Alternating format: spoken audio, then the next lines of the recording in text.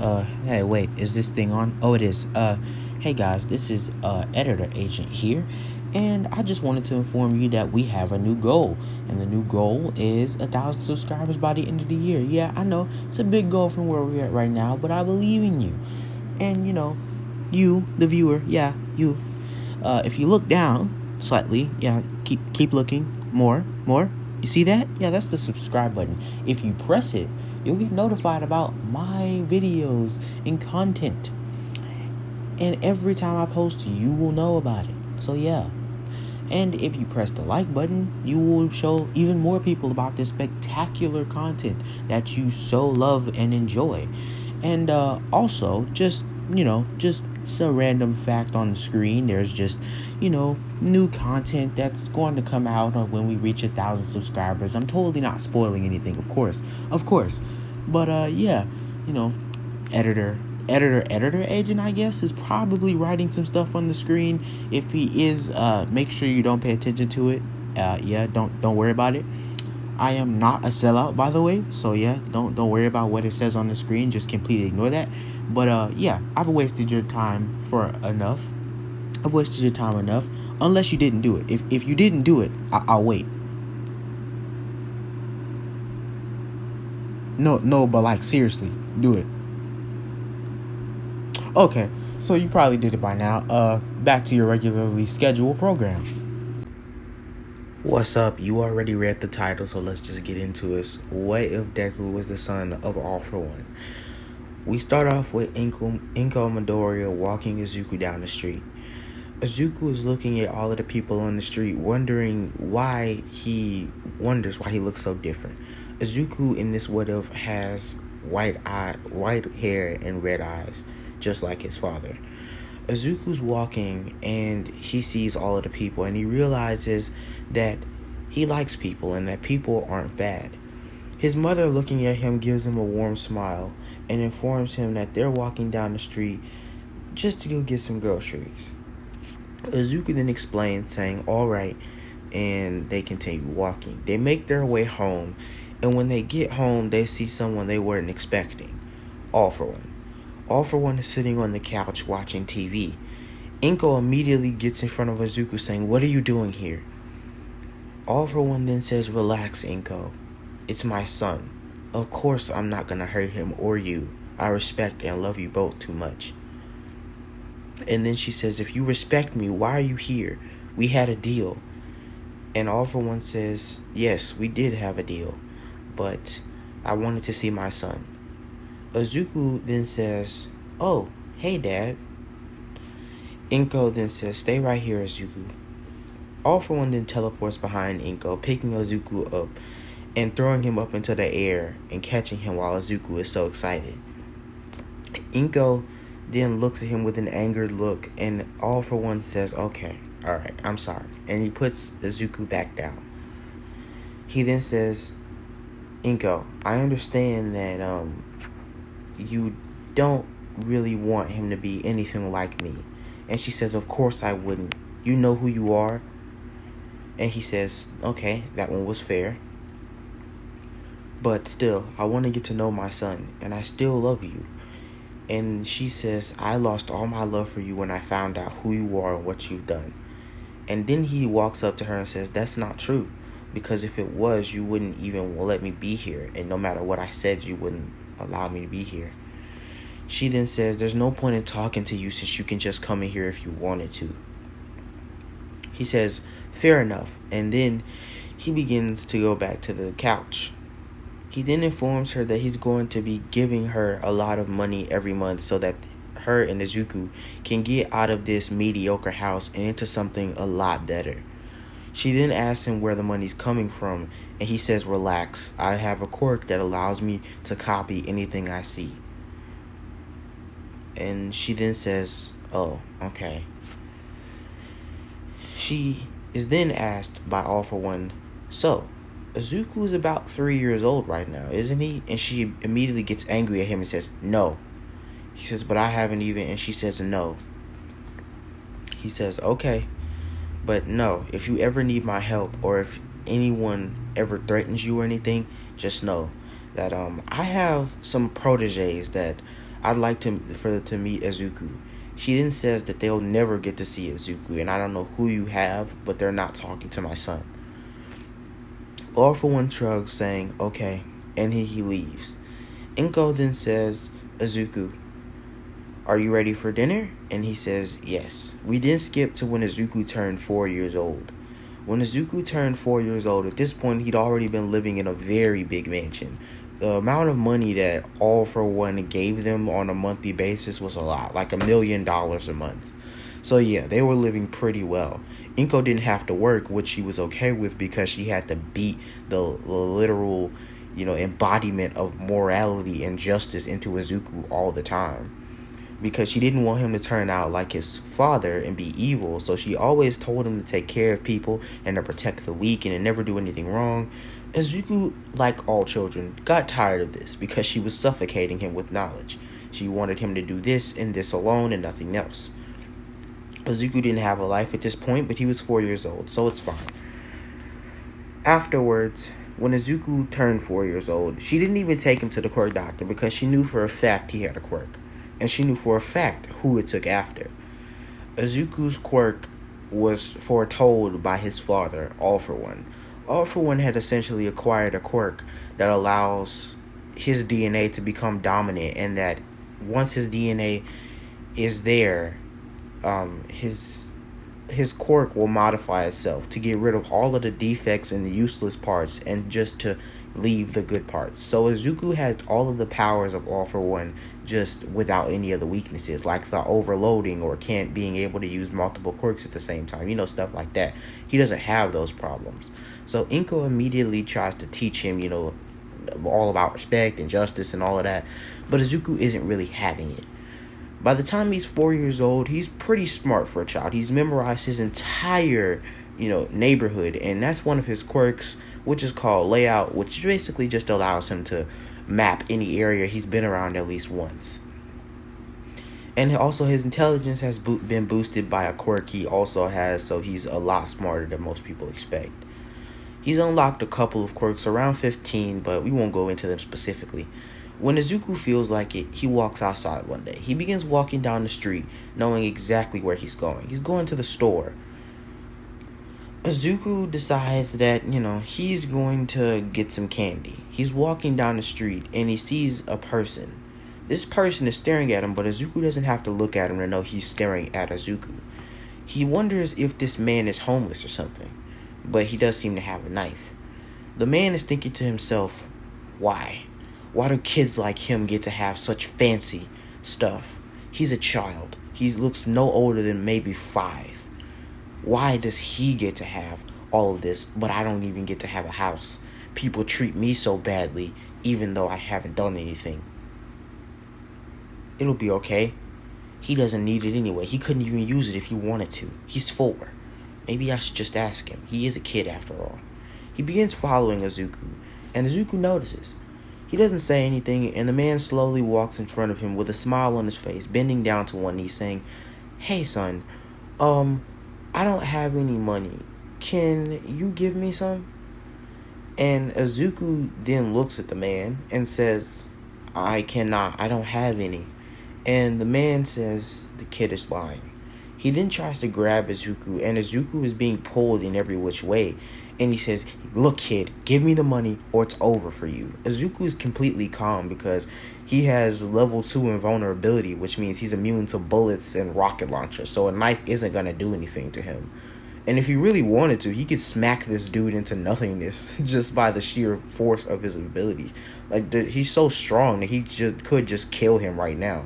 But his mother told him not to do that. So he's just letting this guy throw him around. And Izuku is just being thrown around and, pretending like it's hurting and stuff, all of that.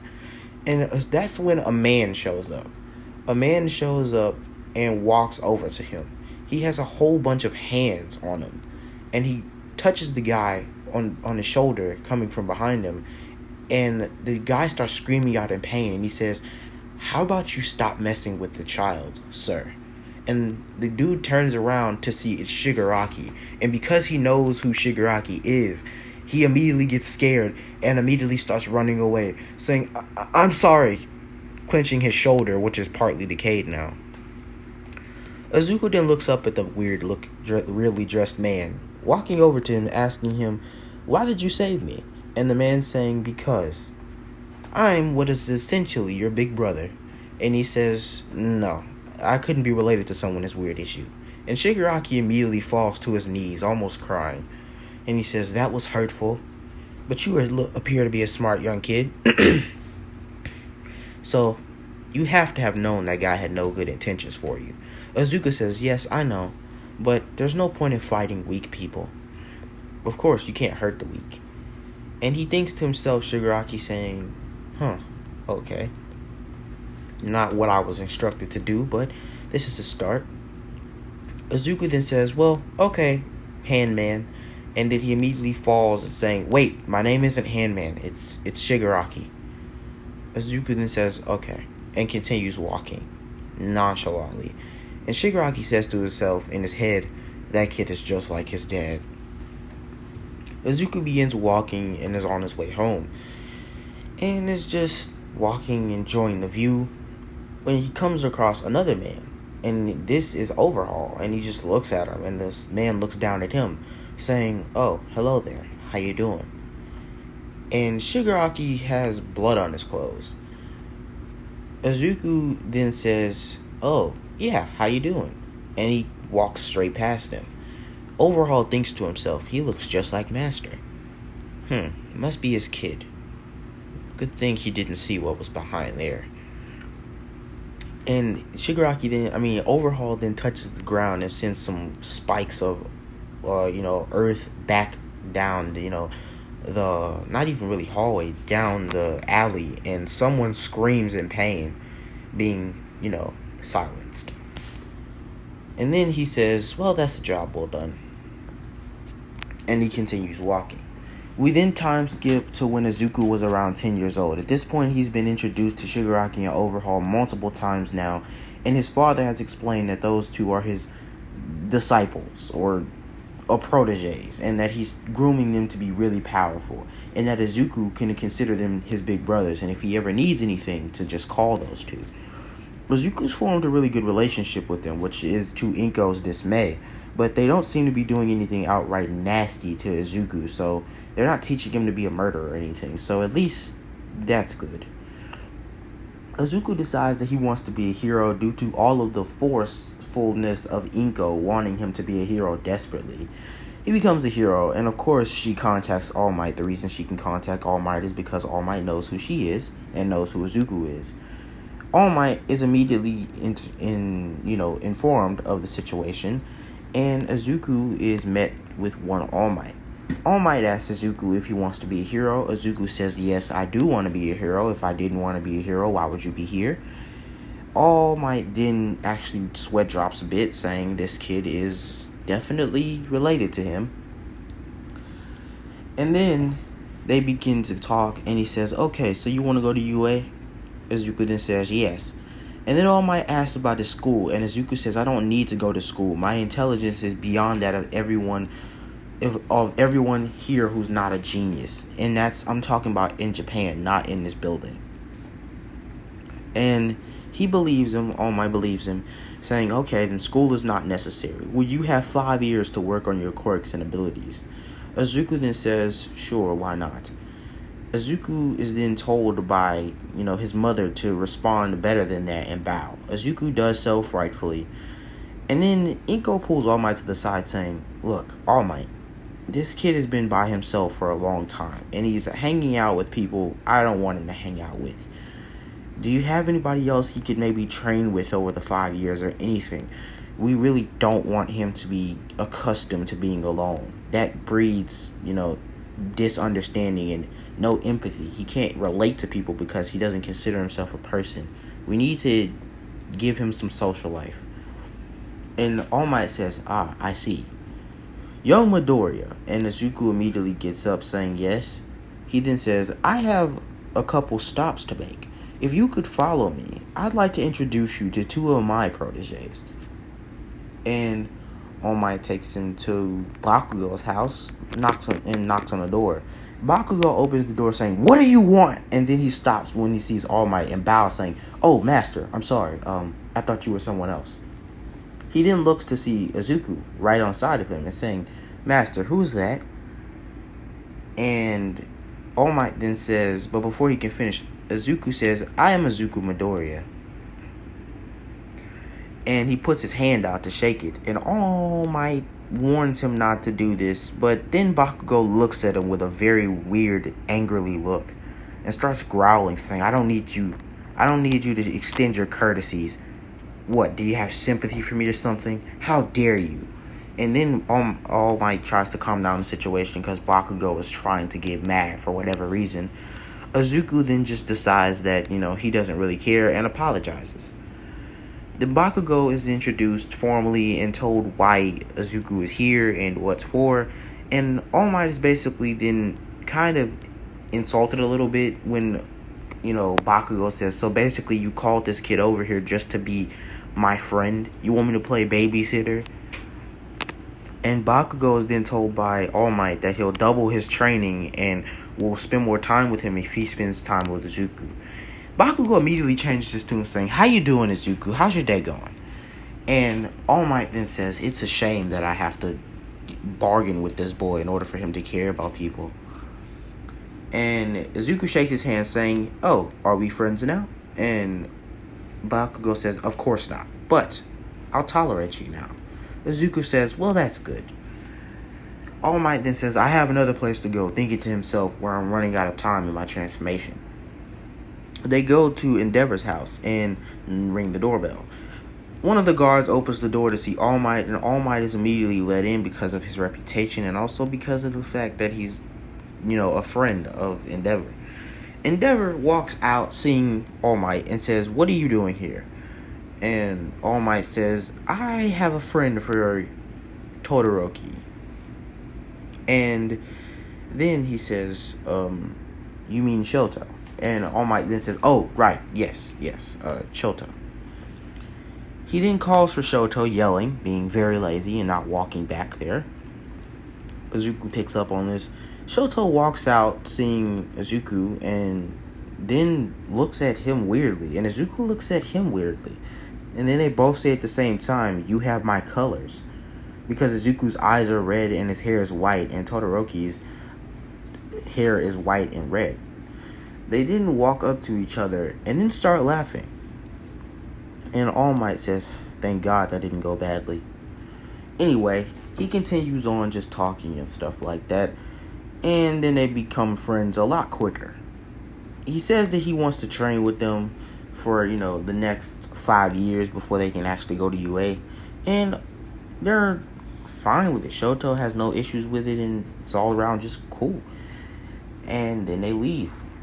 Izuku teleports home because he's lazy and doesn't want to walk. And he sees that his mother and father are talking. He looks and says, oh, so you guys are like cool now. And Inko then says, oh, hey Izuku, how are you doing? Izuku says, I'm fine, don't mind me, I'll just go upstairs. Izuku is then called by his dad, and he walks down the stairs saying, yeah, Dad? And he says, would you like me to train you, Izuku? And Izuku then plainly says, no. And All for one is kind of shocked. He falls down to the floor crying, sniffling, saying, my son, he doesn't want to interact with me.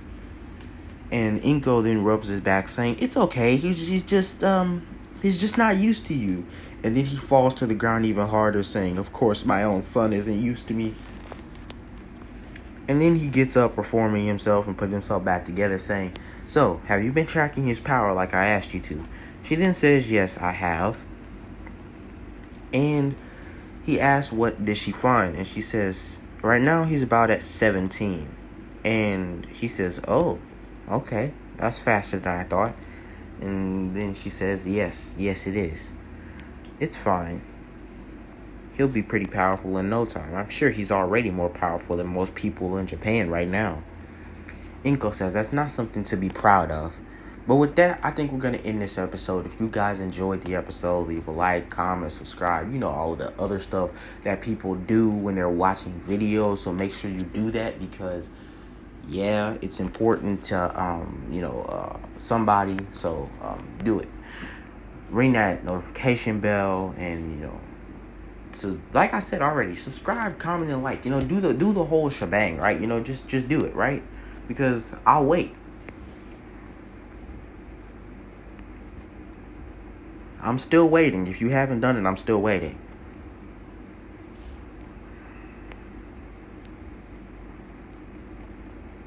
Okay. But for that one person, yes, I'm talking to you, who thought I was joking, I wasn't. Do it. Okay, but I'm gonna end this episode because I don't have all day, and I'm sure you don't either. So, peace.